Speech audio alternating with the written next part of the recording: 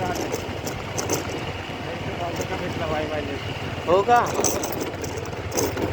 वाघ वाघ फिरत असून मला एवढं परवाच्या दिवशी तुम्हाला एक खाली असं का?